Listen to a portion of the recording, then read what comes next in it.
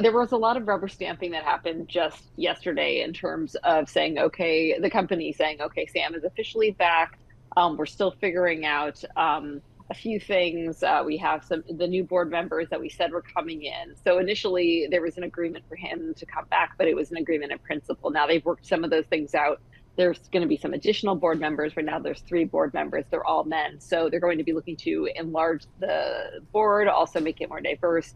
We're going to be keeping an eye out to see, like, if there are governance changes. How will the board interact with Sam in the future? Like, clearly there were some issues at play that got the initial board to oust him in the first place, right? Otherwise, none of this would have happened. So it'll be interesting to see if anything is changed, either specifically in terms of like rules that they have for how they're communicating or interacting, or simply if he is doing a better effort to work with this board in a different way. I think that some of it remains to be seen, but it's clear that we are going to see some changes. Okay, so what about Microsoft in all of this, Josh? Well, Microsoft, the biggest investor in OpenAI, and unusually really had no formal control over the company. I mean, this is what the board, why the board was able to go ahead with this.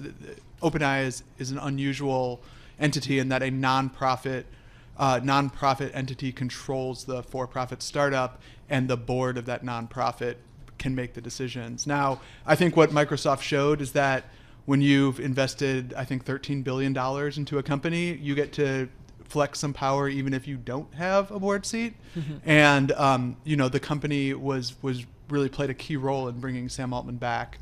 It's been announced that Microsoft will hold a board seat as a non-voting observer going forward. So they're being brought in a little bit more, but obviously they have a big stake in OpenAI developing and continuing to thrive, and also developing along the ways that will be commercially useful for Microsoft itself.